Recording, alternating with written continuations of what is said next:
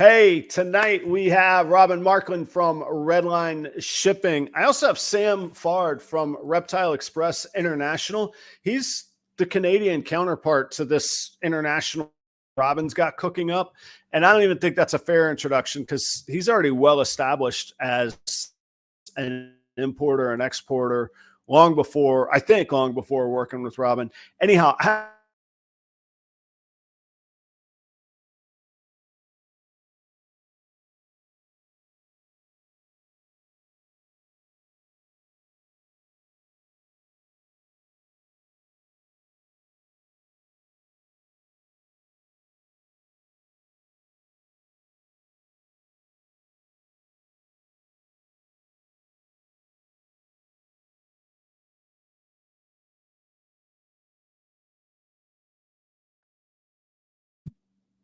okay. Let's try this one more time. I have 3 internet connections and I've been forgetting to set it to the right one. Let's try this again. I got Sam Fard from Reptile Express International. He's a Canadian shipper, importer, exporter, specializing in reptiles.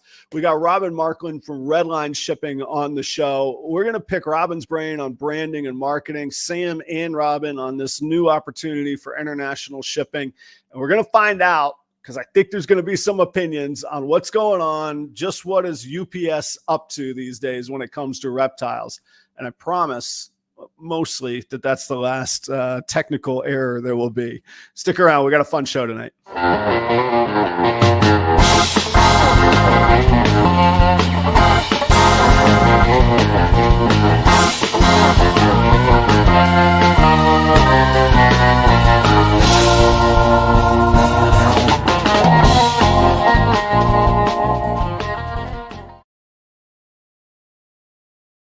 So for all of you that think I'm like polished and I got everything in order, I'm just like you. Like I got crappy internet too, apparently. Thank you for being here. It's 8 o'clock on the East Coast to 7 o'clock here in Minneapolis, Minnesota. I hope you had a fun and safe Labor Day. It's one of the things that I love the most about here in Minnesota is that we have really easily perceptible seasons. What I'm realizing is that summer is done, and that means winter is like right around the corner. Like it's like peeking at me. It's really nice, but it's actually been in the mid 50s already in the morning. So, which is glorious. It's wonderful with open windows, but I know what's coming, and my internal Florida boy is having a little bit of trouble with that. So I hope that you're doing well. I hope you had a great Labor Day weekend. As I said in the intro, it was a little bit choppy, but I hope you got it. Robyn Markland from Redline Shipping is going to be on the show. And if you don't know, full transparency, Robyn is a great sponsor of the show. He's been a fantastic supporter of me. Really a great educator and a mentor in a whole lot of ways. So I'm always happy to have Robyn on. I invited Robyn on the show.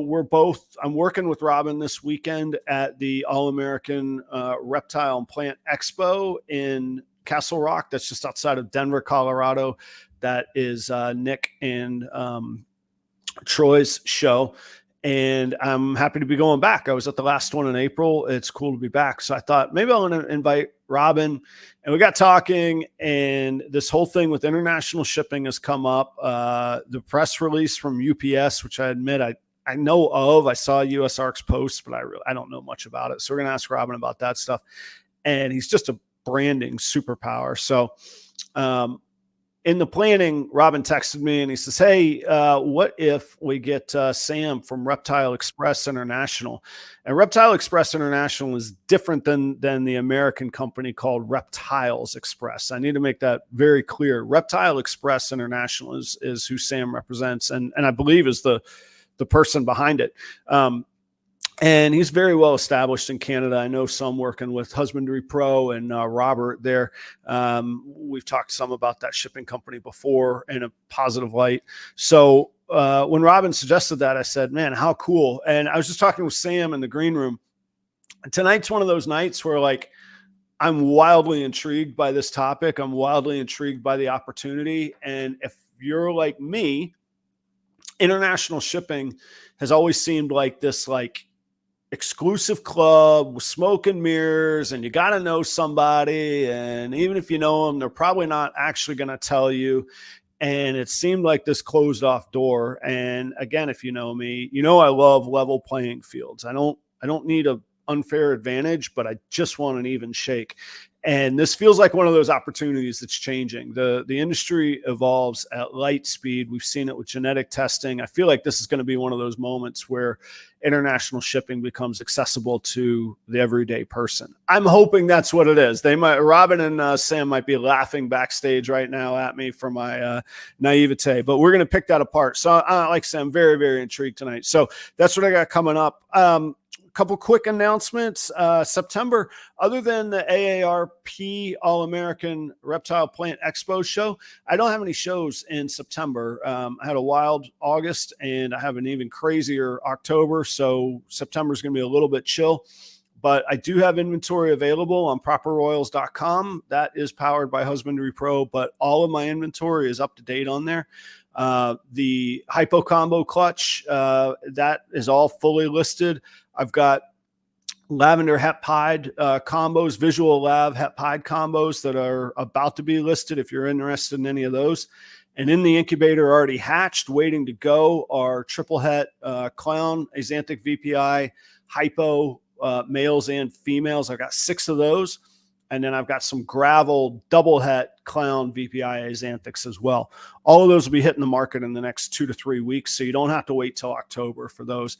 And season's still going. I still got snakes pairing, still got eggs on the way. I got 3 females that I'll actually check after the show tonight to see if they've laid. So all of those, get in touch with me. Keep an eye on Instagram. If you like, you can find me in all of those places as usual. So that's really about it. I hope to see if you're going out to Denver this weekend or you're there and you're going to be going to the show, shoot me a message, come by the booth, the Redline booth. I'll be doing live interviews and podcast episodes live from there. As long as it hasn't changed, the internet was banging when I was there, like flying. I could upload like better than my internet here at the house. So we'll be doing live interviews. If you want to set up a brief interview, 15-20 minute segment, shoot me a message, get on the schedule, and let's get your brand out there. And I'll be at the Redline booth right when you walk in at the entrance to the left, if it's still in the same place. I'll check with Robyn here in a minute. So enough of that. I see Robyn has arrived. Robyn is a pro. He was within 1 minute of when he promised he would arrive, which is what this is good stuff from the man. So I'm going to bring on Robyn and Sam at the same time. I've given you enough of an introduction. So please welcome back to the Proper Royals stage, Robyn from Redline Shipping. And then for the first time ever, Sam Fard from Reptile Express International. Gentlemen, how you doing tonight? What's up, y'all? Good, thanks. Thanks, Robyn. Thank you, Adam, for having me for the first time on your show. I'm excited about it. Good my pleasure. Thanks for the short notice. What people don't know in the audience is that I don't know, what time was it local time, Sam? 2:15. I was like, oh my God, I didn't reach out to Sam. Yeah. Let me shoot him. And I was like, he's not going to answer the phone, or some phone number from North Carolina calling him random. I was like, let me text him. And Sam was great. And within an hour, we had things worked out. And I told you privately, but publicly too, props to your media promo person, man. The promo was fantastic, and it was up in a second. I didn't even make a new one. I stole it and reposted. I was like, I saw that. I don't even need to make a new one. I'm just going to use his. So yeah, she's great. My marketing girl is great. She got it going really fast. Yeah, it was fantastic. So Robyn, how you doing? I'm good. I'm good. Busy day. Had a meeting with the FedEx this afternoon, talking about some of the issues we're going to touch on tonight. Okay. Got a little workout in, for my Fab 50s here, and trying to stay healthy and stress-free. So how you feeling? Managed to make that, pretty good. During the workout, I feel great. 5 minutes after the workout, I feel good. An hour after the workout, my body starts aching. I'm definitely getting old. Like, your feet and your ankles and your feeling a little painful and tight. And that didn't happen 5 years ago, but I'm almost 55. So I guess it's creeping up on me. But staying active.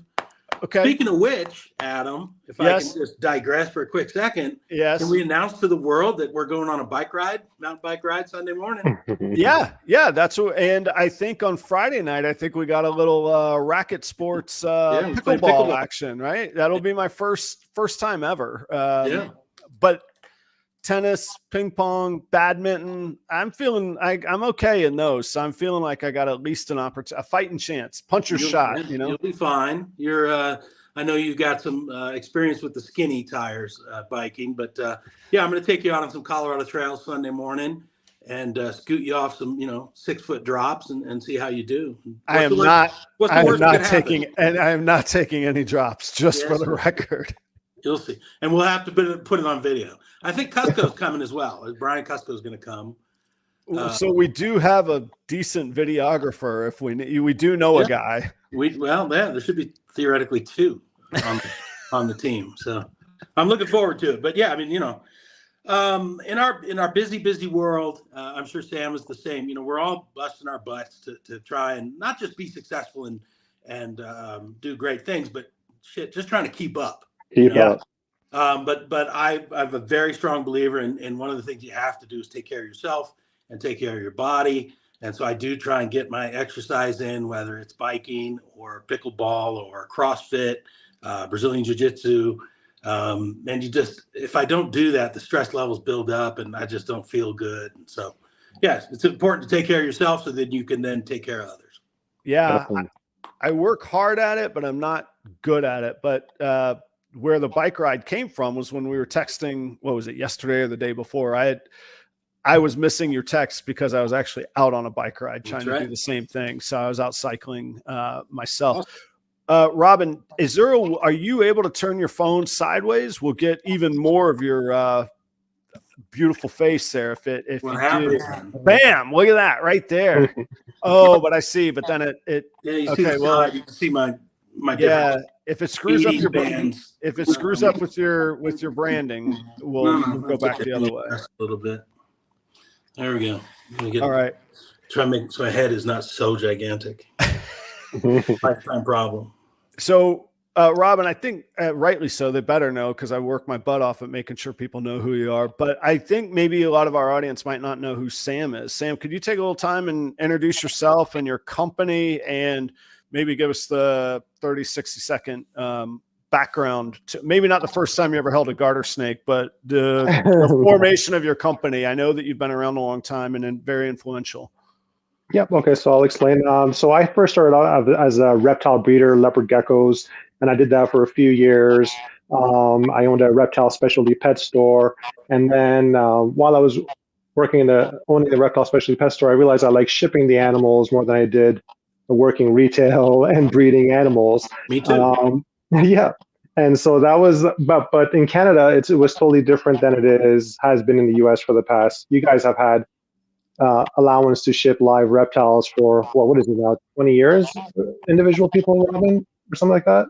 I mean, we were doing it individually since mid-90s. But it was much more difficult to get accounts back then as well. So so that was 2000s is when it started to become more prevalent. Yeah, so that was not a thing here at all in Canada. So we just had WestJet and we had Air Canada Cargo. I would do a 12-hour shift at work and then have to go drive to the Air Canada Cargo at 3 a.m. to ship off an animal. And I'm just like, that was my aha moment that there's just got to be a better way. I contacted FedEx and UPS, all the big carriers. They turned me down right away as soon as I mentioned the word reptiles. It was a quick hang up.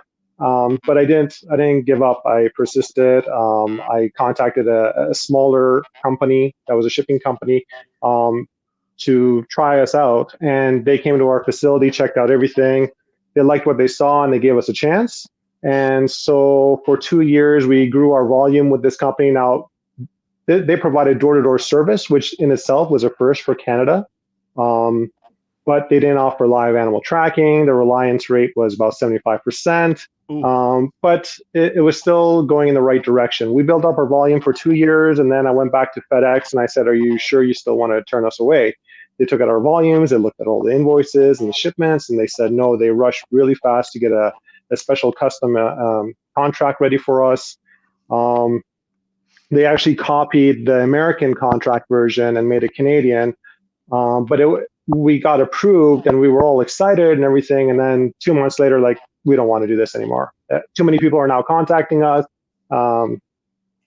This guy now wants it, that guy wants it. We can't control what kind of shipping containers I have, who these people are. So they shut us down. I remember I was working out on my treadmill late at night, 9 p.m., got the phone call that we're shut down.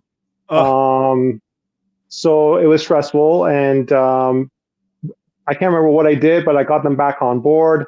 And then 5 months later, they called back again and said, no, we don't want any more of this. This is done. So again, it took a total of 3 times for them to finally say, okay. And the last time they said no, it was like a dead no, like, don't talk to us anymore. We don't want anything to do with it.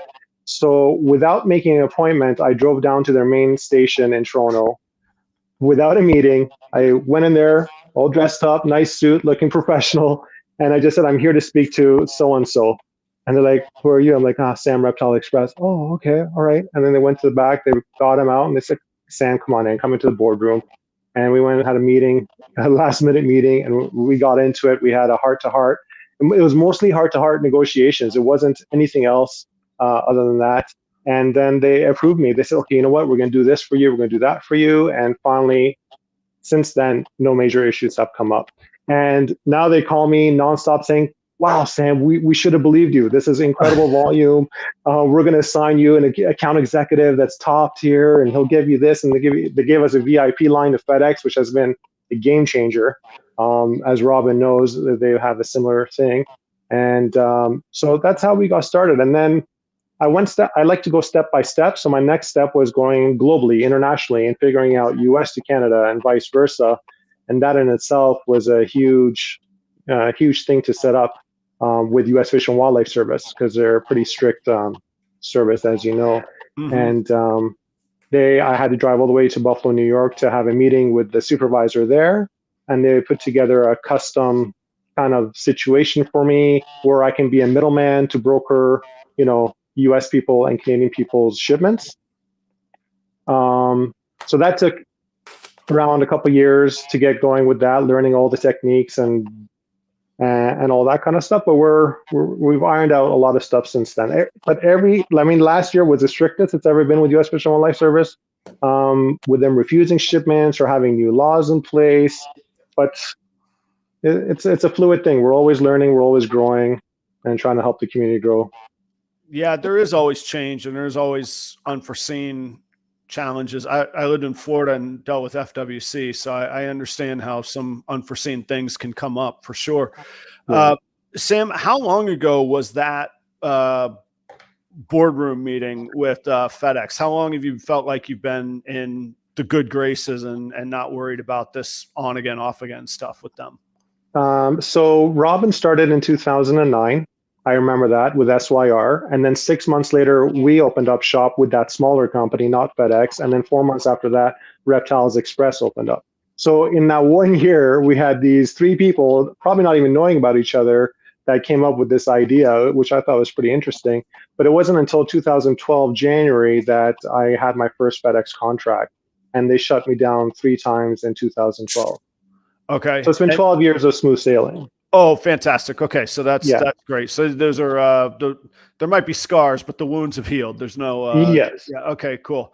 And then I guess, and I'm not sure who's better suited to tell this part of the story, with Robyn or Sam. I think it's certainly something new that I've heard about. I saw an advertisement or a post from Redline where there were partnerships, agreements, something sorted out in place, where now it feels like the average Joe would have a little more opportunity to ship internationally, and that feels new. So who can take it from there? Who wants to take it? Or how does that, how do we tell that story? I mean, I could get into that. We do Redline Shipping. We do domestic U.S. shipping, right, of live reptiles, aquatics, inverts. And that's, it's a pretty straightforward process. It's just FedEx overnight, to the ship center, to your door. If you're dealing with certain states, like Florida is particular as far as, species allowed and permits and stuff. But for the most part, it's very straightforward. It's very easy to do. It's very reliable. easy to get my customers packages because we're all within the continental U.S. For the most part. But we do get a lot of inquiries about, hey, I want to ship my bearded dragon. Say I have a pet bearded dragon. I'm moving to Canada, or I'm moving to Europe, I'm moving to Germany, or wherever it is, and I want to take my pet bearded dragon, leopard gecko, ball python, whatever is with me. And we've just never done that part of it because it's not like you just add international to what I do. Right. It's in a completely different box. It's a completely different sandbox, and it's a completely different execution. And there's a lot more paperwork involved. There's a lot more limitations involved. There's a lot more cost involved and considerations there. And so, people have asked over the years, like, hey, why don't you guys open up an international segment and start doing that? But when I look at it, I see guys like Sam at Reptiles Express or Scott at SWR, kind of well established in doing that. And Sam is the oldest school guy in this segment, I think.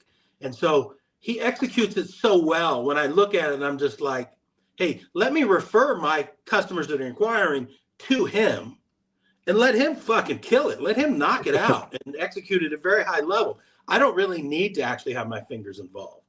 I can point my customers to somebody that's going to give them excellent service, excellent result, and as I've learned recently, even a more affordable price point now. And that's what I'm looking for. So I'm happy to partner up with Sam. We partner up with SWR. We do some export with Rob Starsman as well. And, my goal from Redline is to get my customer and my inquiry a great experience and a great result. So I actually don't have to put my nose in the business. I don't have to be in the loop anymore. I don't take a cut. I don't take a fee. Nothing. I'm just trying to provide like a connection to say, you're going to need international shipping. This is the resource that's going to give you the best chance of success and the best positive result. So let me back up for just a second. There's a lot of initials that fly around. What is SWR? Who is that? Just so we're all clear from an audience. It's essentially Scott Wilkerson. Okay. Reptiles out of England, out of the UK. Gotcha. So they're working with Michael Cole, and they concentrate on kind of UK, US shipping. I've always mentally associated with Sam with US, Canada, back and forth. But as in our recent conversations, he's doing a lot more stuff to Asia. I mean, he could tell you about it. He's doing a lot more stuff around the world. So now I'm much freer to suggest to somebody who wants to ship to Asia or to Europe or to wherever that they can go through Sam as well. And I have such a nice relationship with him. He's a really nice dude. And so, that makes that referral so much easier because at Redline, I want to make sure we execute at the very highest level. I want to give the best possible service. And so when I refer somebody and make a connection, I'd like to have confidence that person's going to execute at a very high level too and give the same kind of attention and service. And I do have confidence that Sam's going to do that. Yeah, absolutely. And I think that's something you and I have talked about even at a sponsorship. Like if our names are coming out of each other's mouths, we better be, it's gotta be a similar view and mission and values and all of that.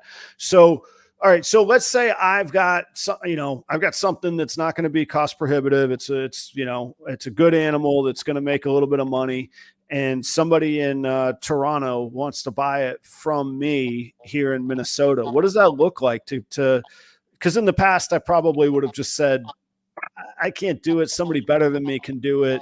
Or just go talk to Billy up the road from you there in Toronto. He'll take care of you. Yeah. Well, that's the thing. It's all about level playing field now. It's not an executive club anymore. You have to know a guy to get it up there or to do the work for you. We're the guys. We'll do it all for you. We're very experienced. We know all the legalities depending on the species involved, the state, the province in Canada that it's going to. We know all of that. So we've made it very, very easy. We take care of all the red tape.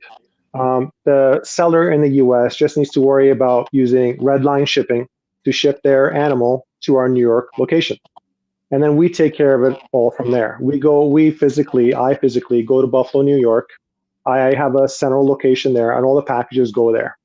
And we pre-inspect everything. We make sure all the animals are what they said to be in the paperwork and the quantities match. That's very important. Yep. And the species match. And then after I do my pre-inspection, everything looks okay, I'll take them to the actual inspection with U.S. Fish and Wildlife Service. And then the officers will go in my van, because I have a huge cargo van now, and we don't need to take the. I'm sorry, I'm chuckling. It sounds so creepy. Like, and then I take them in my van, and we never see them again, and then they go across the border. I'm joking. That's why I was laughing, though. I didn't want to throw you off here. Like, why is the host laughing at me? That's why. I'm sorry. No, it's not a shady white armored van. Yeah. Ice cream sales on the side. Yeah. No, it's got all the snake stickers on it, the pictures, all that kind of stuff. And the inspectors actually go in there now. So the animals, before, when I didn't have the van, you have to take these boxes out in the warehouse. If it's wintertime or really hot summertime, they're exposed to that. But now they're in my very large van, temperature controlled. The officers go in, they inspect everything. I go sit in the waiting room for an hour. If there's any issues, they bring me up there and they ask me some questions, which is usually the case these days because they got really strict at the border now. Yeah. You've never ever. I've been doing this 12 years. I'm still worried about what surprise questions they're going to ask me at the border. It's crazy. They'll even ask me some really silly things like, why do some U.S. breeders include their stickers and some U.S. sellers don't? I don't know, because they like branding and others don't care. Right. But I got to have an answer for that, and it's just getting out of hand, to be honest. But yeah, and then after we're done inspections, we bring up to Canada Customs, and then we'll pay the taxes on behalf of the Canadian buyer, which they will have prepaid to us. And then we'll do the paperwork there, and then we'll bring it to our Toronto office, where we will repack, reship. We have a list. We make sure all the animals did arrive, and then we'll repack and reship them. And if we have clients that are local to our Toronto office, they just pick up that same day. So nice. We made it very easy. It's a well-oiled running machine, super easy, and we've made it very, very affordable. I know sometimes quoting a price or even a price ballpark has pitfalls because there's a historical timestamp and things could change in the future, and there's so many variables. Like the price for a ball python is not going to be the same for a caiman, or even if you deal with that, I don't even know. But is the fee 100, a couple hundred, 1,000? What is it? Because where does it make sense? At some point, it doesn't make sense at a certain level of animal for us to ship. But other ones, we would go, you know what? To get the sale, I would spend that money. Can you paint that picture in a way that's comfortable for you? Yeah. So first, we got to determine what kind of reptile do you have. Is it a non-CITES reptile or is it a CITES reptile? Mm-hmm. So CITES means Convention of International Trade for Endangered Species. So all pythons are in it. All boas are CITES. All monitors and all that kind of stuff. The dart frogs, red-eyed tree frogs. Dart frogs too. Those are all CITES. So that means that we got to apply for a permit first. And in the US, that's taking about 2 months now. They've really shortened that time. It used to be 5 to 12 months during COVID time. So now it's around 2 months. And Canada, it's taken about 30 days. So if it comes to CITES animals, first we got to apply for the animal. We can't just ship it in on one of our monthly scheduled dates. We got to wait for that permit to arrive, and then we can set it up to be imported through one of those dates. But if it's a non-CITES reptile, such as a bearded dragon, leopard gecko, crested gecko, we do huge volumes of Rhacodactylus species. Those are non-CITES, so we can bring those in and out on our scheduled dates, no issue. So non-CITES is very affordable. If you have up to 2 animals, it's $200 base import fee. That's Canadian currency. And if you have 3 to unlimited animals, that's $300 Canadian. And then you have the 5% customs tax on the value of the animals and the Canadian shipping fee if required, or they pick up from our local Toronto office. So it's really affordable. If you ship, 2 valuable bearded dragons, it's incredibly affordable. Yeah. When you get to CITES, it becomes a little bit more involved, just because the paperwork involved is more time consuming than a non-CITES animal, as well as the inspection fee at the border is 160 Canadian dollars more. So they charge a premium fee on CITES animals. So our rates go up a bit. So it's about 650 Canadian for up to 2 animals and 800 Canadian for 3 to unlimited animals. Gotcha. So if I were to advertise or make some sort of inroads, again, Toronto being an easy market to use as an example, if I could get 10 snakes quarterly, that makes a whole lot more sense than 1 or 2 snakes at a time. Am I hearing that right? When you say 3 to unlimited? Yep, you could do that. But we also have clients that ship the 1 or 2 regularly. Yeah. I have this seller, Flamin' Hot Dragons in Toronto. She's in almost all of our exports, 1 or 2 animals all the time, and she finds it works great for her. So it all depends. Yeah, I guess the average price. I'm not going to ask your customer's business, but for my average prices, I would need a little bit more volume for that in my mind to make sense. Anyhow, or yeah, for those fees. On the other hand, $1,500+ animals are not uncommon, and I think if we got to that point, it starts to make sense. I think. Yeah, but we're even finding clients paying the import fees on animals are not even that valuable. I mean, some dragons are only $400, and their buyers are paying the export fee. So, wow. Okay. Yeah, we're actually seeing a lot. We actually move more lower end valued animals than we do higher end, which is really surprising. Is that for the pet market, Sam? No, it's for breeders commercially. Okay. Yeah. Interesting. Yeah. I know people are willing to invest money and time in moving their pets. You know, whether it's a bearded dragon or maybe it's a normal leopard gecko.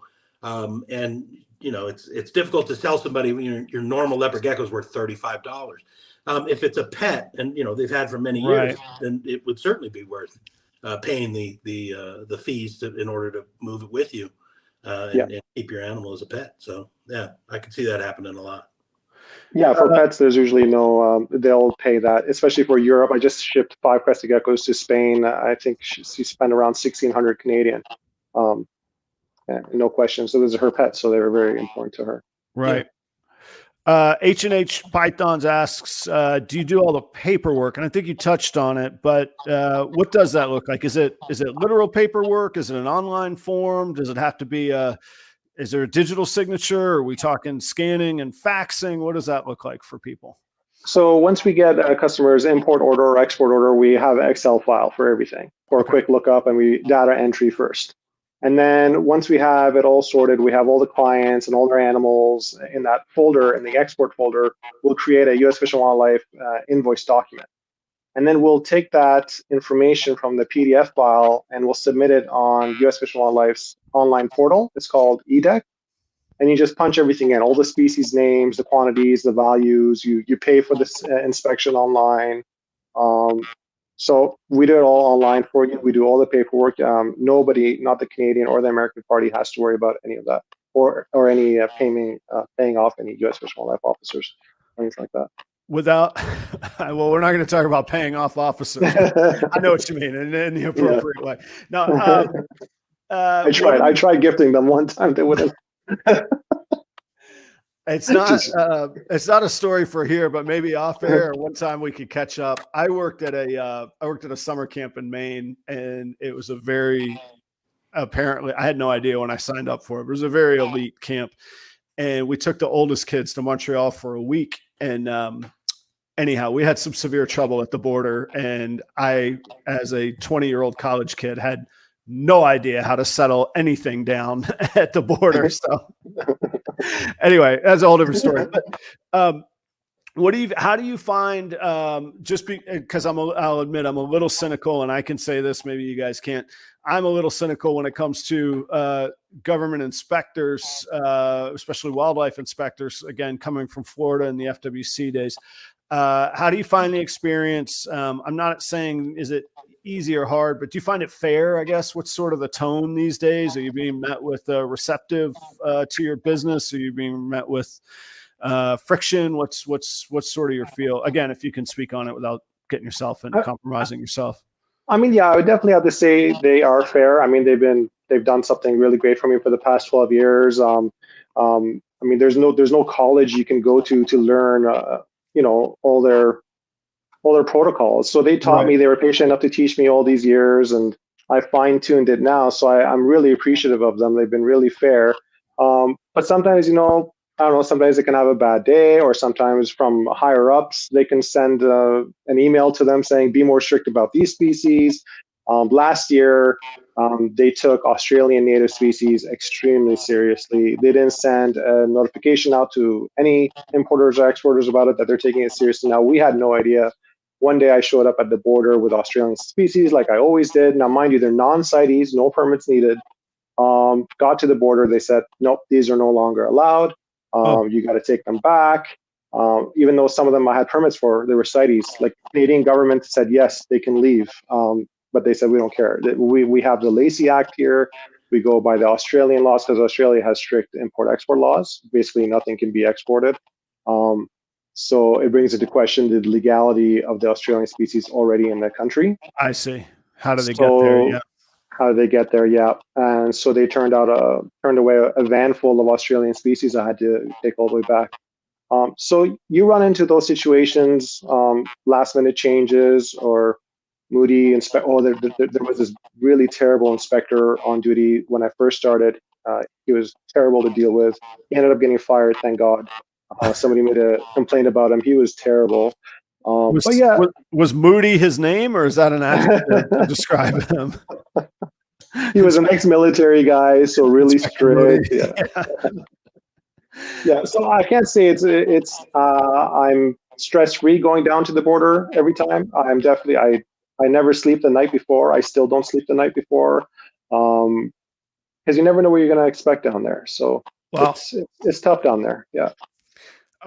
Switching gears to the European market, Robyn, same question. What does that look like for somebody like myself? And I'm intrigued by that, because I think I've seen like genes that are more morphs that are more Eurocentric, and American ones that don't seem to cross. And I think it was because of the import-export friction. I think those avenues are gonna open up pretty quickly. And I even know, Charlie at shedtesting.com, he's been working with the Europeans on some of their research and whatnot. How do you see that market opening up, and how does Redline help in that way? I think I saw Europe in the post as well. Yeah, and I would still defer to Sam on talking about the permits, paperwork, and the costs involved. It's still going to be difficult. It's still going to be a challenge. I don't think you're going to see an influx of every leopard gecko breeder, crested gecko breeder, ball python breeder, all of a sudden flooding those markets. It's still going to take a breeder that's committed to what they're doing and willing to go through the steps. You also have to find the customers. Just because you have some, cool animals for sale doesn't mean you're going to be able to sell them in the UK. Right. So could we purchase them? What if I said, I got X thousands earmarked for this. I want to be totally new, first to market on this. I can go get a XYZ from Netherlands or whatever. I mean, I don't know what happened to the circumstances today. Sam, are they still doing master CITES and that type of a setup for exports? For US only. In Canada, there's only one breeder that they gave it to, one or two. Really? But in the US, they still do master CITES. Like Justin Kaboka has it, and a few others. Yeah. Yeah, we got it 100 years ago in Pro Exotics days. We right when that program first came out, we did. I don't know if I ever actually completed an export shipment. Because just because you can, you have the animals doesn't mean you find the customers. Right. Yeah. There was a lot. Let me back up. What's the master CITES? Does that mean that you can't participate if you don't have that, or that everything funnels through you if you have that? Well, and again, Sam will have to bring me up to speed. Back in the day, you couldn't export animals that you didn't produce. Okay. I couldn't say, oh, I'm going to buy a bunch of cool ball pythons from properroyals and then I'm going to ship them over to Europe. They had to be my animals that I produced, and you had to show time, lineage and parentage and all of that. Master CITES allowed you to bring those outside animals in and do that. I see. Sam, is that still the case? Is it still restricted to animals you specifically produce, or is it a little looser? Yeah, the CITES permits in general are set up that way. They're pretty strict about that, but it's more so when it comes to master CITES is they'll inspect your facility. They'll see your record keeping, how many animals you produce, how the enclosures look, and all that kind of stuff. And then they'll set you up for master CITES. And what that means is you don't have to wait for a permit for 2 months, 3 months. They give you a whole bunch of blank permits. on the spot, and then you just fill them out as you go. You can have permits, unlimited permits, basically to use. So it makes the process a lot faster. What's the timeline and difficulty, say, if you compare U.S. to Canada, U.S. to U.K., U.S. to somewhere in Asia? For the getting permits issued? Just for exporting. Is one of those three targets more difficult than the others? I'm assuming U.S. Canada is maybe the easiest? They are. Canada is definitely the easiest for sure. Probably one of the easiest. Now, when it comes to UK, Europe, some Asian countries, what they also want is a CITES import permit after you've received your CITES export permit. And US and Canada don't need that, but European countries, a lot of them do. So it's just one more permit and one more month you got to wait, which makes it a little bit annoying. And is Sam, what's the pathway? If I guess there's two scenarios. If I'm in the United States and I want to say I do have the customer and I've got the badass snake with buyers, what's the process for me to get that to Europe? And aside from the permits, I mean, just from the shipping handoffs and those logistics. Okay, so if you're shipping a non-CITES animal from the US, we can ship it to all of our service areas, Canada, UK, Germany, Korea, Japan, Hong Kong, as long as they're non-CITES. But if they're CITES animals... I'm sorry to interrupt. Would that go straight out of your Buffalo location, or is that going to come into Canada first and then go out to those other locations? You're right. It'll come to Buffalo. We'll still go through the inspections in Buffalo, bring it to Toronto, and then we'll repack it, reship it, put it on a plane, and take it to the other countries. So because we're a Canadian company, everything has to first come to us, and then we'll repack and send off. Now, we can do that for non-CITES animals because they don't need permits. But if it comes to pythons and boas, we don't offer that from the US to any other country except to Canada. And that's because if you're shipping a python to Europe, they first have to come to Canada because we're a Canadian company. So we got to get a US permit for that python. When it comes to Canada, we got to get a Canadian permit for the re-export to, let's say, UK. And then once we get the Canadian permit, UK has to now apply for an import permit. So that's 3 months. We're waiting 3 permits, 5 months, and lots of fees. So it's just, we don't do that anymore. It's just way too time consuming. You see why I leave it up to Sam, Adam? Yeah. So baby steps here. So this isn't like this magic, we hear these big guys, oh, we're going to break into the, so-and-so, Osaka market. No, we're not breaking into the Osaka market tomorrow. It's going to take a little time. Okay. Well, that's where you had a lot of these pioneers of the American breeders, the Mike Wilbanks and the Bob Clarks that would work to export a ton of stuff to Europe and do those European shows. Right. And then DDI bringing animals back into the U.S. Geckos, etc., was doing, a ton of export of gecko species to Japan and to Korea. What tends to happen is you get these guys that just nail the system and figure it out really well and move a lot of volume. But to try and service the individual breeder, the more regular guy, that's not Mike Wilbanks. That's really, domestically, that's where Redline comes in, and internationally, US to Canada, that's where Sam comes in and adds a ton of value there, because it becomes very convoluted to try and figure out the system, especially if you're a ball python guy. So because that's a CITES animal, it's much more difficult to move that animal than it is a corn snake.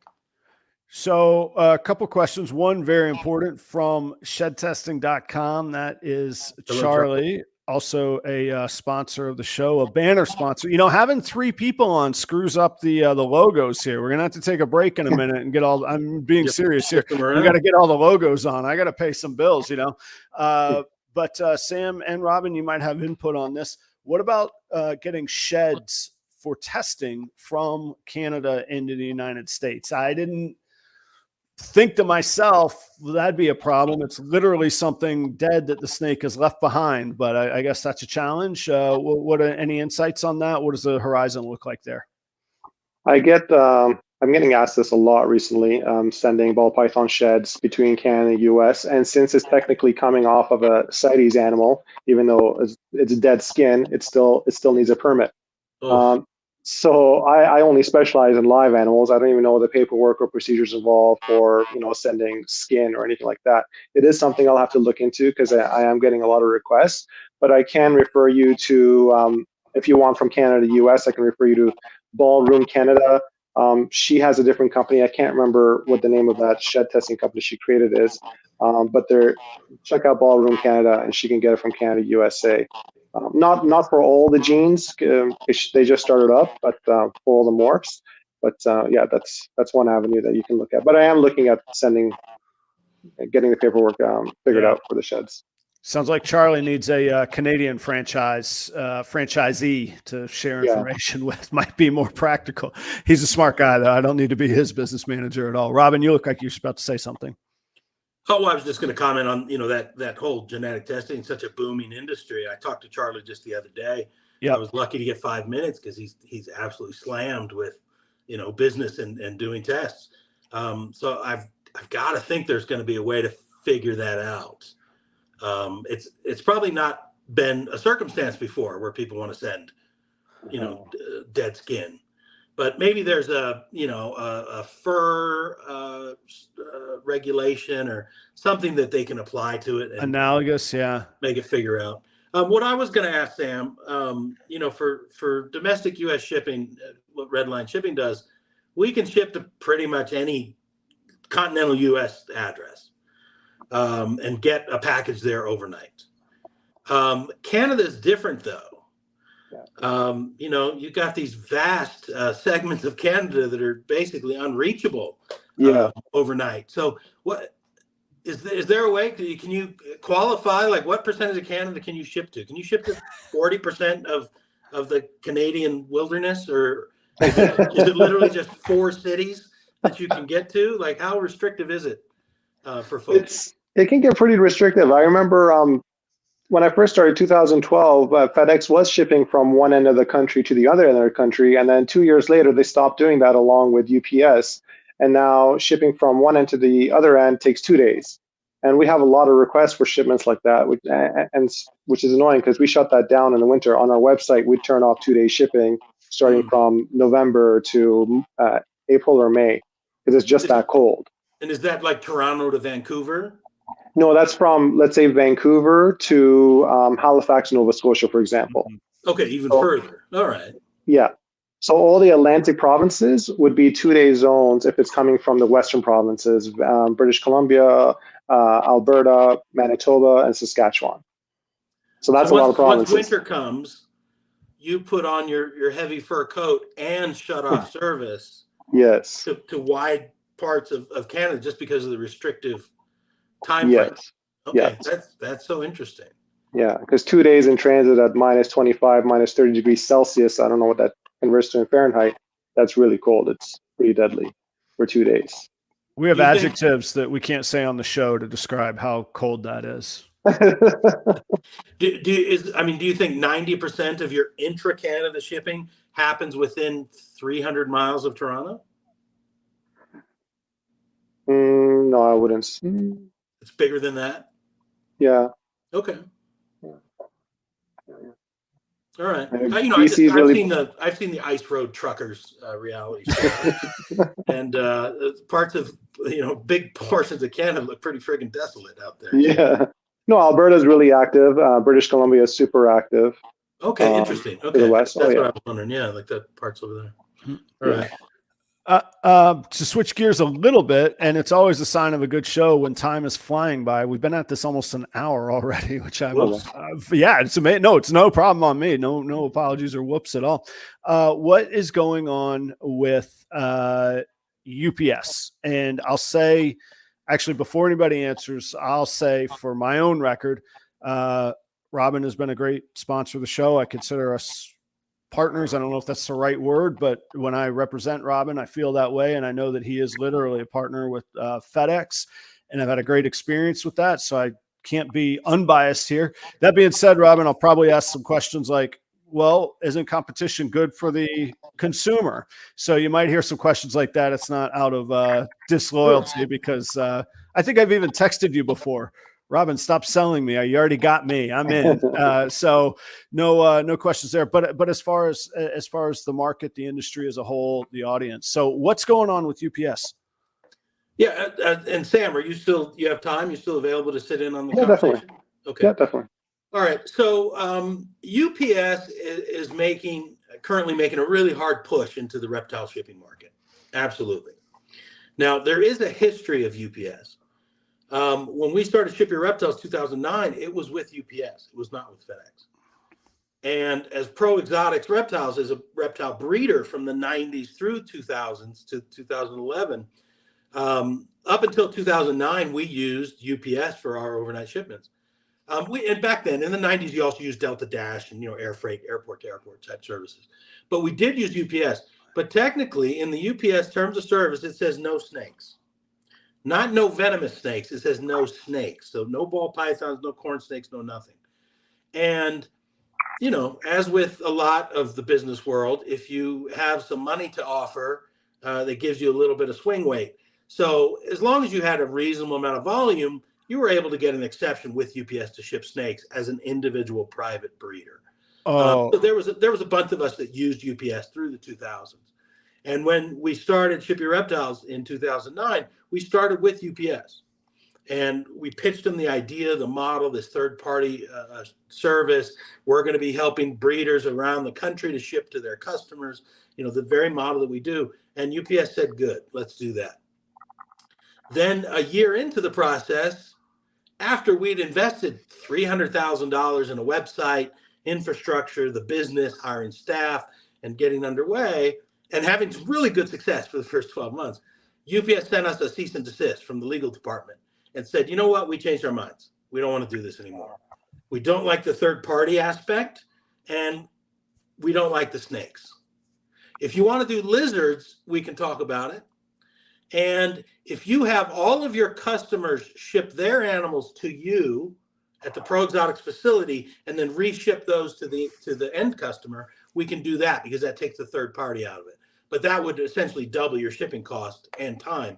And so that was a no-go. So that got us, dead in the water. And over the next year, that's when we approached FedEx, pitched them the model, showed them what we could do and what the future was going to be. And it was literally 10% of the volume we do today. It was, we were just starting back then, but it was still something. And FedEx said, not only FedEx, we have a live animal desk. We have a value add board that can approve third-party models. We have this infrastructure in place. And it gave us the confidence that you're not going to screw us and yank the rug out from under us. But that initial experience with UPS left a very sour taste in my mouth. And so, yes, UPS is now pushing very hard. And I can appreciate that. I can appreciate the competition aspect. There is some value there that we might be able to leverage and gain some advantage. But I'm wary. I'm still wary because UPS, they still don't have a live animal desk. They don't have anybody in charge of live animals shipping. So I'm very cautious about that. But I've heard rumblings over the past year of UPS pushing hard to our market, wanting to get that business.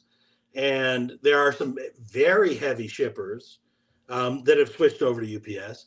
My partner, Reptile Basics, Rich, they do a lot of their ground stuff, which is, caging and supplies and stuff. Right. Have all come over to UPS. 80% of their volume is UPS. He owns a piece of Redline Shipping. Redline Shipping ships FedEx. We have a really great rate, and he ships UPS for his ground stuff because the rate is better. And because that's how aggressive they've got trying to win this business over. So, okay, that's cool. I get that. Then we've had a couple video calls with a number of UPS, account reps and their bosses, district managers and executives, and they're pitching to us like, hey, let's do the third-party shipping model, the Redline shipping model, the Ship Your Reptile shipping model, and bring UPS. Let's make it an option, and you guys can start doing this model with UPS. And some companies are. Ship Your Reptiles, I believe, today offers some UPS labels. You can choose UPS. They won't let me have an account, so I can't get a direct deal. But it is an option. And then I was told the other day, maybe Reptiles Express, the U.S. company that stole Sam's name, also has an option to do a UPS. And so that's interesting. My concern, though, when it comes down to it, is the safety of the animals. Right. Right. I think the business is great. I really do love the business. It's funny that Sam has a passion on the shipping side too, because there's not a lot of us that have this really odd, super focused passion on shipping. But I totally have it, and I totally get it, Sam. Yeah. But if you can't ship the animals safely and responsibly, that's a problem. And I'm not confident yet that UPS is going to be able to execute that well, consistently, and give us the best possible result. That's not to say they can't prove their worth, and it's not to say I still have calls with UPS coming up. But I did have a meeting with FedEx today, and I made them very aware of how hard UPS is pushing. And these are some of the things I need from FedEx to say, we've got your back. We're there for you. We're going to meet you on the price point concerns, on the service concerns, on these different concerns, so that you don't go to UPS. So, it's going to be hard to peel me away from FedEx, but I'm certainly not close to it. But here's a kicker, Adam. UPS says no spiders, period. So spiders, scorpions, centipedes, that whole invert market, which is exploding. That's the fastest growing market in the reptile industry, if you loop it all together, is on that invert side. And so we had that conversation with UPS, and they said, as if they're doing me some fucking favor. Oh, we're going to allow you to ship snakes. Oh, great. That's very cool. And I said, well, 3 of my top 10 shippers are spider guys. Tyler Kirk, Micro Wilderness, Exotics Unlimited, Urban Tarantulas. There's a ton of really great spider breeders. I said, what about those guys? And UPS said straight up, they're like, oh, yeah, you can't ship spiders. Okay. Yeah. What am I supposed to tell that customer? Right. If you're pitching me hard to make this switch, well, it's going to have to be full service. I can't ignore 25% of my base. And they said, give us a year and a half. We could probably figure it out. That's not great. No, That's no. not great. And let me play, I was going to say devil's advocate, but let me play Redline advocate. Mm-hmm. If FedEx has a live animal desk, contact, dedicated specialist, the third party value add part that you brought up, which I guess means there's a liaison that works directly with, because I'm sure you're not the only niche shipper that goes, hey, I could get a whole bunch of enthusiasts together and bring you a bunch of business. You help me out. Is that essentially the model with FedEx? There's 5 companies approved in FedEx to do this model that we do. Only 5. Wow. That's a little bit more limited than I thought. I figured there were like Harley guys and guitar guys. Well, no, we're talking about live reptiles. Okay. On the live side. Gotcha. Okay. That makes sense. Yeah. We do a couple of things. We do resell labels. We do that. I get labels from FedEx and I resell them to my customer. Right. I'm able to give them a better discount than what they can get themselves because my volume is so great. And right? you keep the difference. Right. Yes. But FedEx and UPS both look very down upon reselling labels. I'm sure. If you get a contract, it says in there, you can't resell your label. You can't share your discount with somebody else. That's yours and yours alone. So that's one exception they make for us. But the reason they make that exception is because of the value add you bring to the model. So yes, I resell the labels. I also provide packaging. I also provide, which is insulated boxes, heat packs, deli cups, snake bags. I provide insurance that FedEx and UPS don't provide. Right. I provide the customer support that they don't provide. You can't call FedEx or UPS and say, hey, I've got a baby ball python. How do I ship it? They don't know. That was the point I was coming around to, was all of those things together.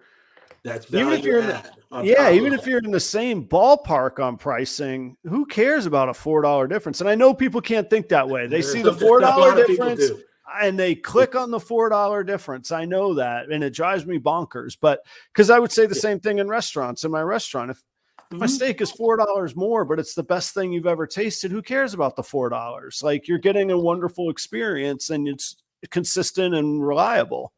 Yes. Yeah. Consistency and reliability is incredibly important. Right. And there are some companies. There's 5 approved companies. There are also a couple bootleggers that come and go and just do the model on the side and hope they don't get caught. And I'm not sure if that exists in the Canadian market for Sam, but that happens.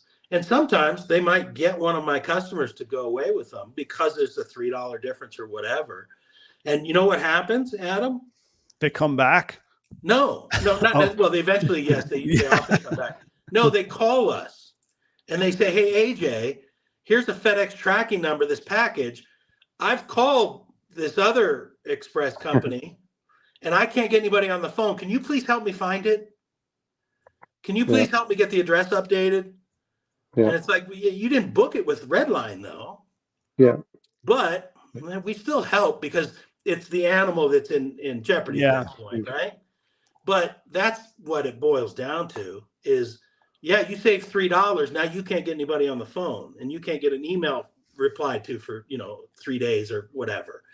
Yeah. There's more to it than just the price. It's what else we're bringing to the table.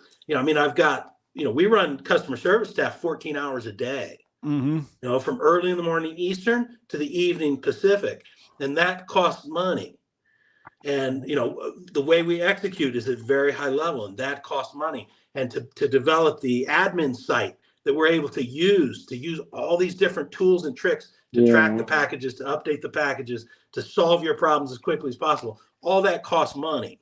And so it's not terribly difficult to go out and bootleg it and be like, I could do it for $3 less.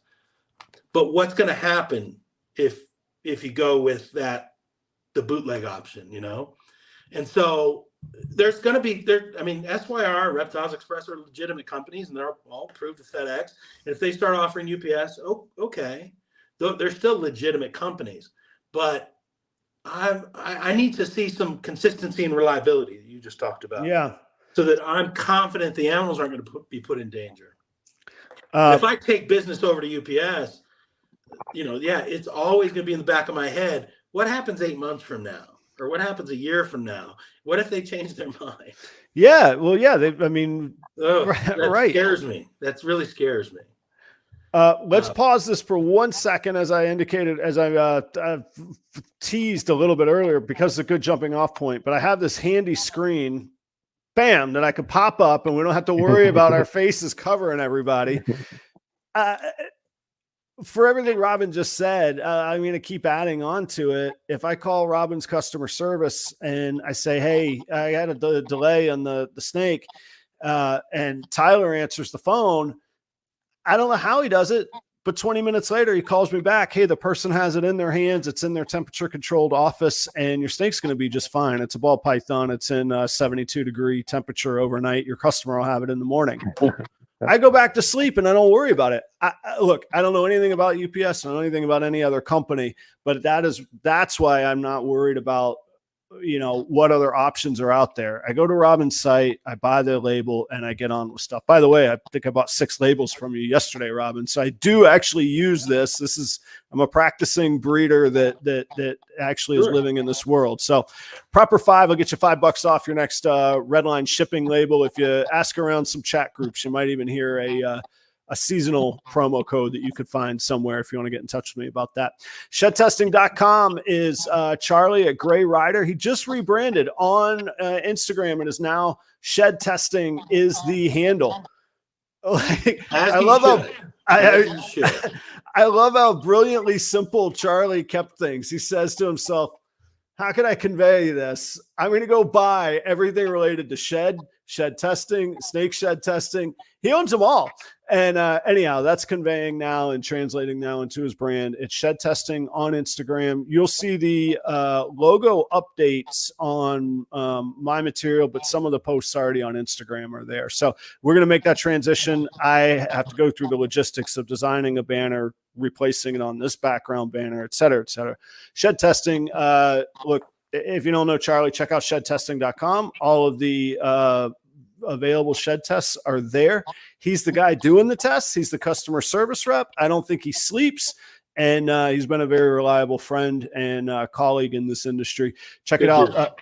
Use the promo code PROPER15. You get 15% off of 2 orders. And in each order, you can order unlimited number of individual shed tests. So you could do that twice, 15% off on that. Argen Reptiles is Robbie down in Greer, South Carolina. Robbie's doing some very cool double and triple combos for your breeding projects. I got to get my notes so I don't mess this up during hatchling season. DG, Pied, and Clown, single, double, triples, hets, and visuals with the dark genes. Imagine Blackhead and Stranger in those combos. One thing you'll hear, you just heard Robyn say, good dude about Charlie. All of these people I'm very proud to do business with. I talked about mission and values earlier. We share those. Robbie's no exception on that. So DG, Pied, and Clown with the dark genes, if those are up your alley, check out Argen Reptiles. And you can go to argenreptiles.com, sign up for his email, and you'll get first dibs on his animals. You don't even have to pay to be in a Patreon to get first dibs on his animals. Just sign up for his email.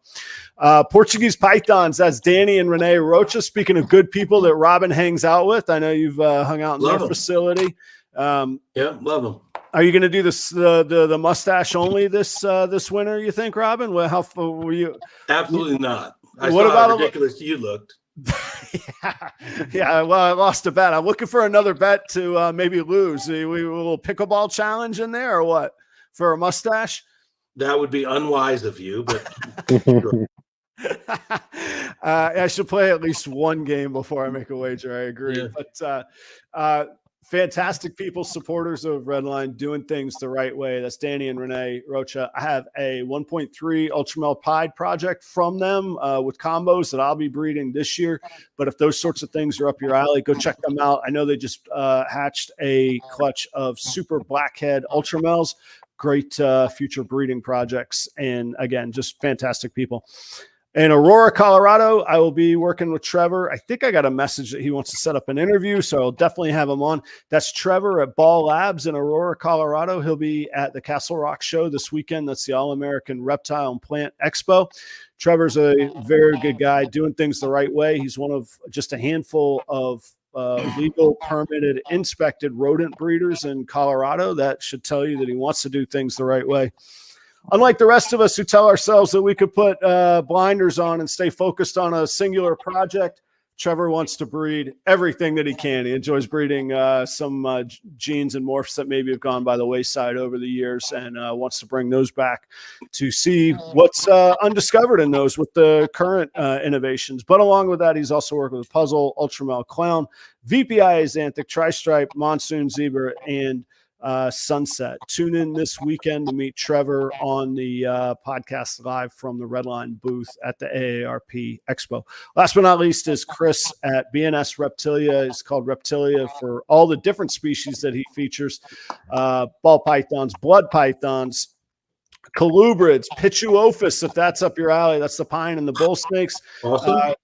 Chris and I are partners at Tinley. He and I have the table together, and he will have the permits and the accompanying animals, the bull snakes, at Tinley. I think we'll probably be one of the only tables in the room with that species. So make sure to come by and check that out. Chris is the #1 first original sponsor on the Proper Royals channel. I'm so proud that we're still doing business together today and doing things like vending Tinley as partners. Come check them out. In the meantime, if you're in the Pennsylvania tri-state area, you're looking for any cocoa, he is a regional distributor of the Chipper as well. With that being said, thank you to the audience. 45 of you sat through the promo, which is no small feat. I appreciate you doing that. They're great people. They keep the lights on here and make a huge difference. So I appreciate that. I'm talking tonight with Sam Fard from Reptile Express International. That's the Canadian company, not the American plural Reptiles. Reptile Express International. If you're just joining, tune on the replay to the intro to talk about some of the international shipping. And we just got Robyn's take on UPS. Sam, what are you seeing internationally? What are you seeing in Canada as far as it comes to UPS? Any movement on their positions up there? Any new options perhaps for the market there in Canada? So we've had UPS on our website for 5-6 years. So we've had FedEx as an option, UPS as an option. They did let us know no snake shipping. So we have a little, blurb on the quotation, no snakes with UPS. We wanted to try them out and it's gone really well. First, we thought maybe clients are going to put snakes in UPS boxes, but we're not seeing it. And we saw it maybe twice in 6 years. We have pretty good, trustworthy customers here. So we didn't have an issue there. The FedEx VIP line is certainly a lot better than UPS. We have a UPS preferred line as well that we call. The FedEx VIP line, they're all Canadian agents at the hubs and all that kind of stuff. But the UPS line, I have a feeling they're still offshore. They don't know where some of the provinces are in Canada. There's a little bit of a miscommunication going on there. So it's not as effective, but we don't really see huge issues with UPS delays. They've been very reliable, and they are considerably cheaper than the FedEx rate by about $10 to $12. They also offer 10:30 a.m. service. FedEx in Canada, the quickest is 12 p.m. in some areas. So there are some benefits. UPS does go to like some rural locations that FedEx doesn't go to either. So it does expand our service area. Overall, I am happy with UPS. They did contact me 2 weeks ago. As you guys know, UPS lost the union strike with the UPS drivers and all that. They have to put air conditioning in all the vehicles. They have to pay the drivers a lot more. So this costs them a lot of money, and they're not reaching their goals. So that's why they're hitting up Robyn. They're hitting me up, trying to get more business. They called me 2 weeks ago. They want to give me further discounts. They want to do this and that for me. And then I brought up the whole snake shipping again with them. He said, well, let me get back to you. Let me reach out to my managers. Came back to me 2 days later. No, sorry, we can't do it. He still says no. And then what do we know? 2 days ago, UPS posted that they can now start allowing snakes. So I emailed my UPS rep, for an update on that. So I'm waiting for that reply. But I'm sure that'll start getting set up here as well. And I am pretty confident with UPS in that regard. I like using both FedEx and UPS. FedEx is definitely preferred. But as you know, Robyn, FedEx has been messing up a little bit with the whole merger, ground and express. A month ago was really bad. That 1 week when they first launched it, things were just all over the place. We updated the FedEx API. I don't know if you did, but right now we got like tracking issues, hold for pickup issues. And what Sam's talking about, Adam, is in the UPS system, express and ground packages, so air and ground packages go in one system and delivered with one truck. FedEx has long been keeping those two systems separate. Express is one system, ground is another. There's express trucks that do the express shipments, which would include live reptile stuff, and ground trucks that do ground stuff. And FedEx is consolidating those two systems into one. For my own curiosity, was the purple and orange one of those and the green and purple logo the other one? Why do they have two different color schemes? Used to be like that. Oh, it did. Okay. Yeah. It's the stuff that drives me nuts. Yeah, it used to. What? The green and gray or something like that was ground, and the orange and. One important distinction was FedEx Express drivers for express overnight air packages were FedEx staffers, FedEx employees, and ground was contracted out. That could have been the non-FedEx staffers. So those were private contractors. They would buy those ground routes and then get their own staff that either they drive the route themselves or maybe they subcontract it out. And so those are separate. But now what FedEx is doing is putting those two systems together. And in the name of efficiency, they are consolidating facilities. Yeah. And so some of the ship centers and the ground centers are combining, which means some of the locations are shutting down. And to Sam's point, that's caused us a lot of issues because, more so rurally, when you're not in a metro area, You might have a FedEx ship center that's 20 miles away. Fantastic. And then now it's going to be closed to be consolidated to another building that's 120 miles away. Right. That's less fantastic.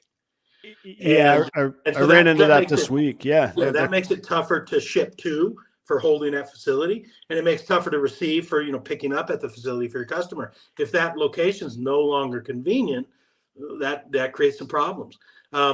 So there's a little bit of growing pain there, for sure, and we're dealing with it every single day. We have to deal with these issues and try and solve the problems.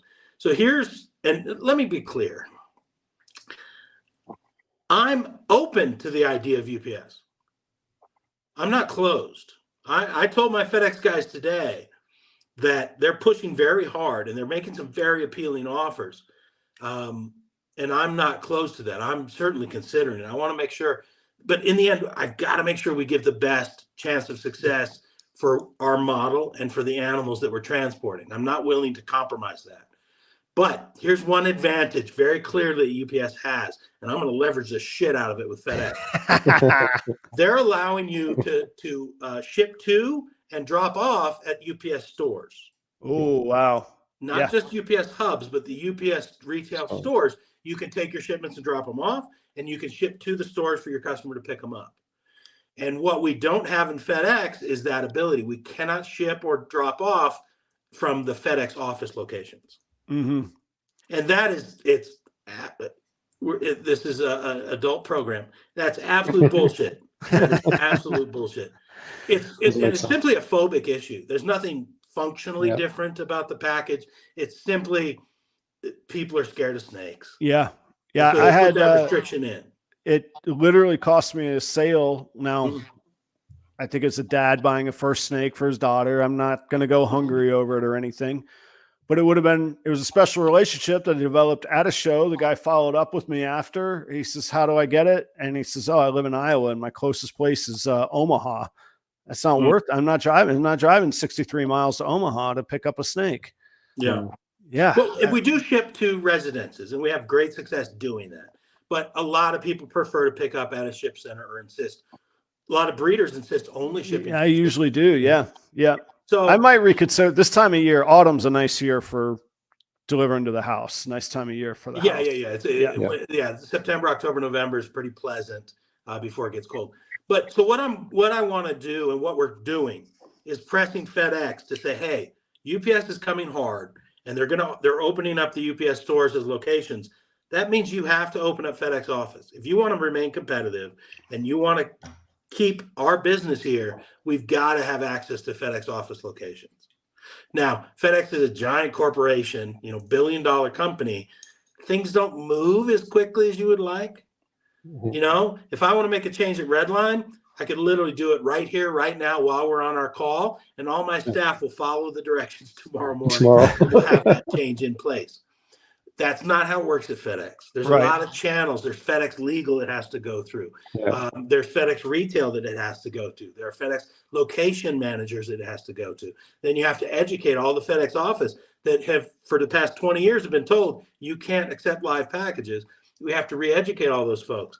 And so, again, I'm pushing FedEx to say we've got to get this underway. And I think we will. I think we'll achieve it. But I also told them, you can't take 3 years to do this, guys.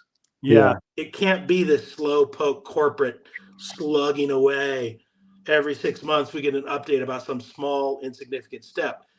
We need this to happen, and it needs to happen now.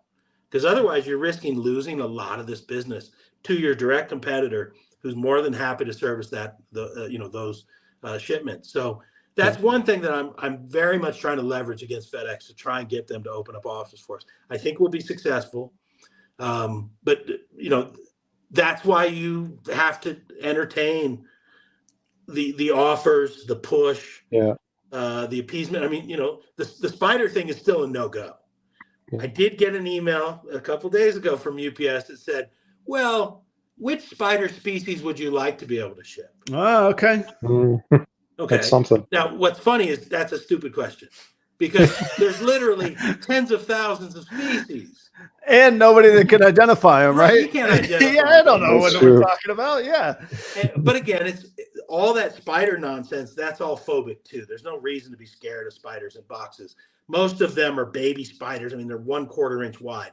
It's very small boxes and very small animals. It'd be a lot easier if you said, here's a blacklist of stuff you can't ship. But, FedEx doesn't give us that. FedEx said, we worked hard to get spiders and inverts approved for that. And so they don't sweat us on it. So that's one advantage, 1 point for FedEx. But yeah, if you want me to come up with a list of 1,000 different species of spiders, I mean, that's not a practical thing. And like you said, who's going to identify them? Right. As it is anyway. But it is movement. It is movement. The UPS says, okay, we really do want this business. So, let's at least consider how we get there. So we have to get there in a different way than Robyn making a fucking whitelist for spiders. But like I said, at least it's a movement. But yeah, I can't leave a good portion of my customers hanging. I can't leave animals to chance as far as how they're transported, the reliability we have in the transport. What we can do when things go badly, which we have. When you ship thousands of packages a week, there are packages that go badly every single week. Yeah. And that's where the value really comes in. That's where my team excels and really shows their worth is solving these problems and getting the animals transported safely. So I'm not gonna just recklessly put that in danger. I take that consideration and the new offering of a UPS service very, very seriously. So, well, I mean, what Sam said as far as his confidence in the UPS system in Canada, that carries some weight. I'll have to consider that he's having, good, reliable success with them. And then he immediately stuck a thorn in the side and he was like, UPS phone service, not so great. Yeah. So I've got to consider that as well. I mean, that's all part of it. So yeah, it's not terrible. It's not terrible, but it's not that great. But backtracking and then reestablishing that's great. Well, I like that. The thing is with Redline, and I'm much more familiar with Redline than Sam I am with Reptile Express International. But the thing is, that's the beauty of a third party. You handle that stuff, and the customer experience is that we got Redline looking out for us. That's we buy the label. If you're going to tell us where we have to go to drop it off, and ideally closer and more convenient is always closer and more convenient. But other than that, I like hearing that you say, we got to take care of the animals, but also we can't alienate customers, and that has to go hand in hand, I think. Yeah. And let's just for fun, let's talk about Sam's favorite Reptile customer service person, and that's Debbie at Reptiles to You. He's worked with Debbie for a long time. Don't get me sued, okay? That's awesome. All. That's the only rule. No lawsuits for Adam, okay? Well, she's not a sponsor, but she does a great job, and we would be remiss if we don't at least mention her. She's pretty key in Sam's success in moving packages in the U.S. Honestly, he does a lot of work with Debbie. I know you're not trying to step on toes, Sam, but I don't mind giving a shout out to Debbie and her decade of hard work in moving animals domestically in the U.S. Did I see you? And I'm sorry, Sam, to cut you off. Just to make this, just so everybody knows, there's no BS here. Robyn, did I see a Redline post today with their logo for Bob's show? I was like, what happened? I thought something was going on between you and Bob, and then I look and it's Redline that made the post. Yeah, it was good. Debbie was talking about. So there's a show coming up next week in Atlanta. It's put on by Bob's Balls, is the promoter. Yeah. And it's going to be his first show. It's not the first Atlanta show, but it's his first Atlanta show. I think it's going to be a really, really tremendous show. I think he's going to smoke it. Yeah. Yeah. Just because I just can't do 100 shows this season, I'm not doing the show. I decided, and I'm sending my guys, Ed and Tyler, out there. I think they're going to crush it and do great. Debbie happened to mention they will also be at the show, at Bob's show, but she will not be there. And so I thought, well, that's a funny thread since we're both not going to be there. But yeah, I shared that to the Redline page. Yeah. mentioned that Reptiles to You will be at the show as well, and Robyn and Debbie won't be, but Debbie's awesome. She has a long reputation for having great customer service. But okay, so that speaks to it as well. I'm not afraid of competition. I'm cool with that. I'm fine with Debbie. They're a direct competitor of ours. That's fine. She executes well. Let her do that. As long as the competitor's executing at a very high level, that's great. We want to have a great success with the animals. What I don't want is bootleg nonsense. Yeah. I don't want people coming in here, as you touched on earlier, and being like, dude, I can get you a shipping label for $3 less. If you have an issue, go kick rocks. That's what I don't want. I won't tolerate that at all, because that's irresponsible. And I think that puts us all in jeopardy as far as the future of reptile shipping. If a competitor's executing at a high level with high expectations, proper packaging, proper temperature guidelines, and giving good customer service, I'm all for it. That's great. I think that's how at least, I don't want to put words in everybody else's mouth. That's how I see expos and shows. I don't want less breeders. I want more excellent breeders. I want the cleanest, healthiest snakes. I want the best image that our industry can have in the public eye versus some of the stuff that we all know goes on out there. And certainly you gentlemen want that. That's your livelihood, and you're beacons of success. Like, I want to get a little slice of that success, and we have to have responsible people participating, is my opinion on that. Yeah, absolutely. And I know that Sam runs a very high standard, a very high level of execution, and I've always appreciated that. And so that's, I don't have any issue. I'm confident when I refer customers to him that he's going to take good care of them and make it happen. Whenever we have American customers shipping to our Buffalo location, we see Redline in the FedEx tracking or Reptiles to You, my worries just go away, because I know they're using high quality companies. But when I see SYR or the other guy, Reptiles Express, I'm just like, oh my God. And one time it happened, SYR messed something up, and that's after you had left them, Robyn, not while you were there. And it was horrendous customer service. They didn't take care of me at all. So no, it's always great to see, great companies doing good things like Redline, Reptiles to You. I appreciate them so much. Yeah. And I appreciate the kind comments, and again, I think your experience has a lot of validity and weight to it there, Sam.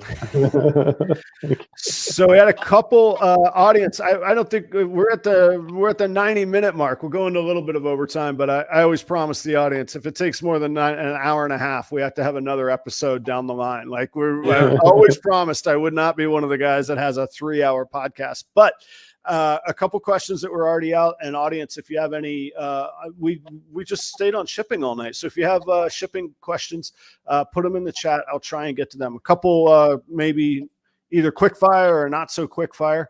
There's an obvious third party, not third party. That's the wrong expression given the nature of what you all do. There's a third option that is very popular in the United States, not for reptiles, but shipping, which is the United States Postal Service. That hasn't come out of anybody's mouth. Anything on the horizon there? Any hope? Anything to even bring up? That I saw that in the comments earlier. 30 seconds. Okay. It's terrible. It's awful. You can't ship snakes, but you can do frogs and lizards and things like that. Oh, okay. Insects as I didn't even know that. It's within their parameters. Tracking sucks. Customer service is non-existent. Reliability is very poor. And that's it. I mean, just it's not a comparable service. It is subsidized by our taxes, and so the rate can be very, very aggressive. And so that's, I guess, one positive. But the result you get from actually choosing that as a shipping option is usually pretty poor. So I think with any serious breeder of live reptiles, it's not a serious option. And Sam, in Canada, is there? I'm sorry, I'm an absolutely ignorant American. Is there a Canadian? I'm assuming there's a Canadian Postal Service. You guys have letters there. You have letters you can send to each other. Yeah. We don't just have sleighs and right. Yeah, you fire up the elk and the caribou and the loon, the cash register. Yeah. No, we got Canada Post here. Again, it's the same thing as I think USPS, 6-inch lizards and frogs. You can do turtles, I think, but no snakes. Pretty pretty unreliable. I'd say terrible tracking, terrible customer service. So yeah, we don't even, I don't even think anybody uses Canada Post, to be honest. I was gonna say, I mean, same with you. I never hear, oh, put it in the mail. That's never the thing. So, Justin at Pressure Pythons asked earlier, and shout out to Justin. He's a good friend. He started as a customer, we became friends, and then I moved 2,000 miles away, but he's still nice enough to be in the audience. Justin asked, maybe we could see this as cynical, but companies aren't stupid.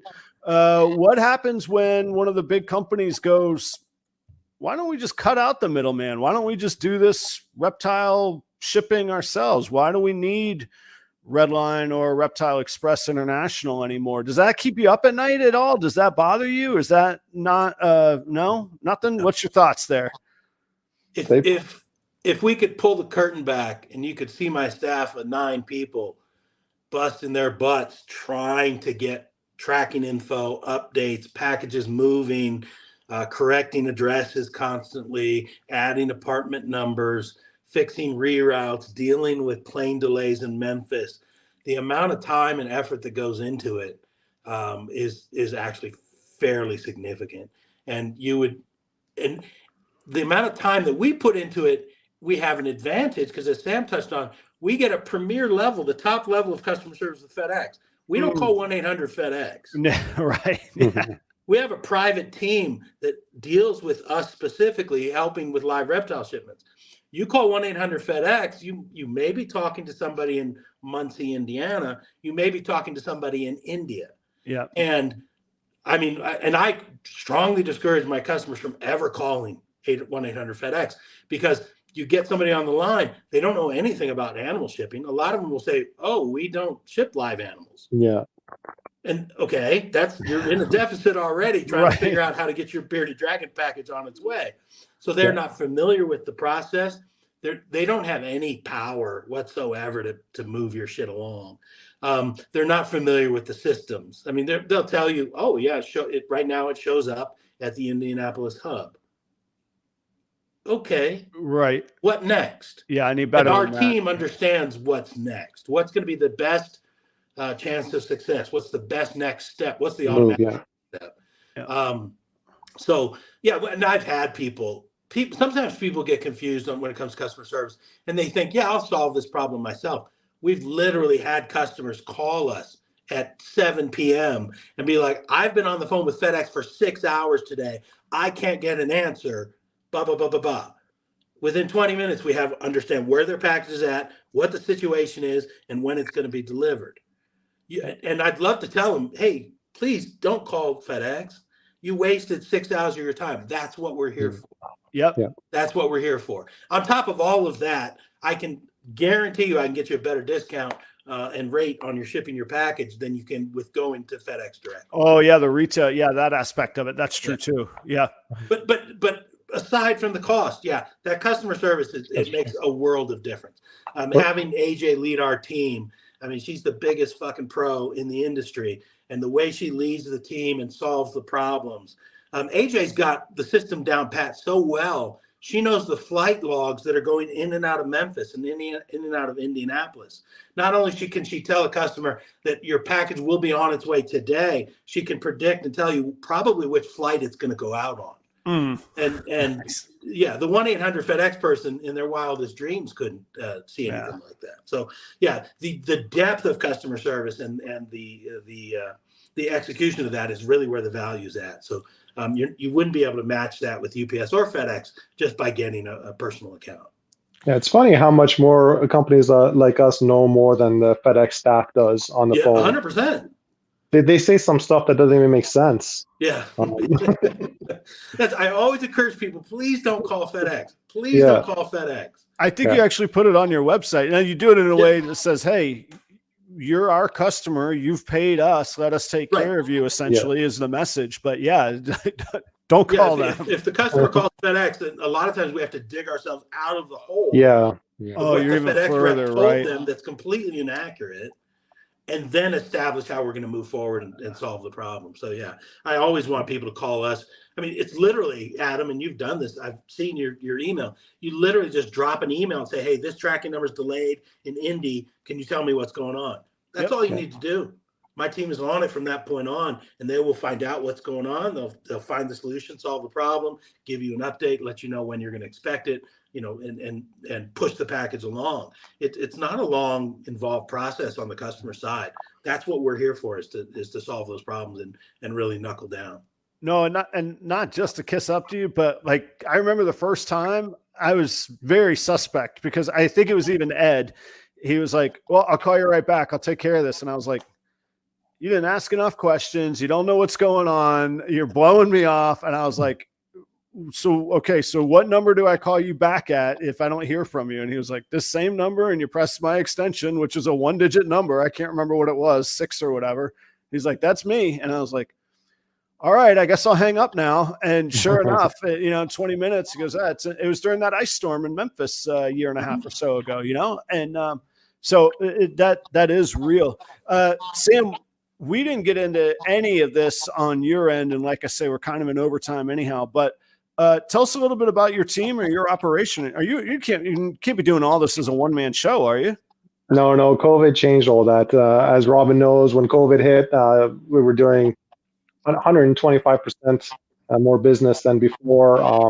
Overnight, just like that, it changed. I was a one-man show back then. I did have my IT team remotely, graphic designer remotely, but I didn't have like staff. Okay. So COVID changed all that. I had to figure out how to hire staff. It was a whole thing for me to learn, actually, during COVID. And during peak times, I didn't even have time to figure all this out, but I managed to, and I hired my first team member back then. And just, I'm very picky on who I hire, and they got to have great customer service, great grammar, great email, quick on emails and quick typing and all that kind of stuff. So I have a great team here now that handles, USA. I have 2 team members that handle USA inquiries. I do Europe and Asia, another one that does marketing. I have a whole IT team, 5-member team that are always working, especially with these new FedEx API changes we've been working 2 months on. So I have an accountant I have 2 accountants that are killer, bookkeeper and accountant. They save us a lot of money, and which we pass on to our clients. So it takes it's a huge team effort here just to get going through our day. Nice. Yeah.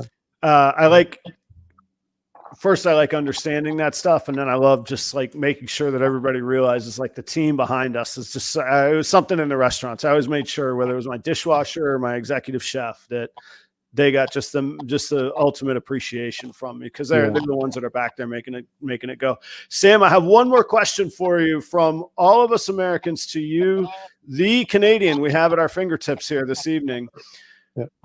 Can you spread the word that not every American likes to be referred to as a Yankee? Get right on that. I think you guys have some choice words for us too. Oh yeah. Well, some Americans are fine with it. No, I was on tour with my good buddies from Montreal. They're in a band called the Peelers, and they're these hockey guys that have grown up, hockey punk rock guys, and they're in North Carolina. And he says something like, I don't know, something with you Yanks. And I was like, you cannot call people in North Carolina in the hills Yankees. And he was like, he looked at me like I was crazy, and he's like, or what? And I was like, they're going to hit you. And he goes, they better hit me hard. And I was like, no, we're not getting into bar fights in rural North Carolina tonight. So let's see, Robyn, you'll be at the Castle Rock show this weekend. Yes, Denver metro area. The show is officially in Castle Rock.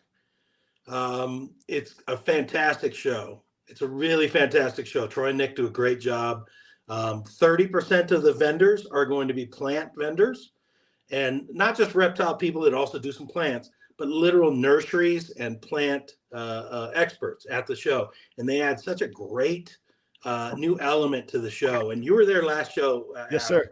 That it was fantastic. The vibe was great. The variety of vendors was excellent. The reptile guys, they were excellent. And vendors like Pangea had spectacular weekends.